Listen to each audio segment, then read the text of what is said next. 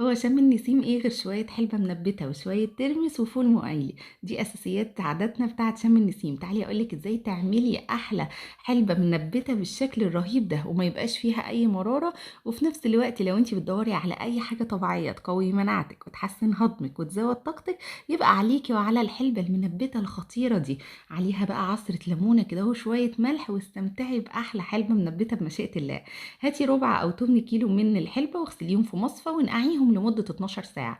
بعد ما تنقعيهم لمدة 12 ساعة اشطفيهم كويس جدا في أي مصفى، وخليه بقى المية اللي تنزل منها تبقى لونها فاتح كده وبيضة وزي الفل. جبت هنا الأطباق البلاستيك دي، سخنت الشوكة على النار وابتديت إن أنا أحط الشوكة زي ما أنتم شايفين كده جواها علشان تعمل لي الثقوب الحلوة اللي أنتم شايفينها.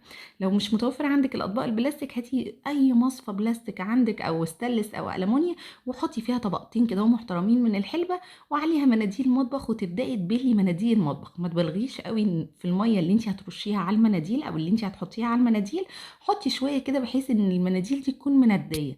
إحنا الهدف من تنبيت الحلبة إن المناديل ديّة تكون مندية اليومين أو اليومين ونُص لحد ما الحلبة بتاعتي تنبِّت فيها. بنحطها على رخامة المطبخ، مش بتحطيها طبعًا في الشمس وهي هتلاقيها بتنبِّت. أنا في اليومين بالضبط قعدت بالضبط يومين وشوية من الأطباق دي سِبتها لليوم التالت، بالضبط قعدت معايا الفترة اللي قُلت لكم عليها، وكنت كل 4، 5 ساعات كده أهو بابدأ إن أنا أحط كده أهو على المناديل الحلوة دي شويتين مَيّة حلوين. بُصّوا بقى النبتة اللهم بارك طويلة وكان طعمها خطير. كل ما النبتة كانت أطول كل ما مرارة الحلبة راحت تمامًا. ما تنسيش ذكر النهارده سبحان الله وبحمده سبحان الله العظيم. ريحتها رهيبة، طعمها جميل جدًا.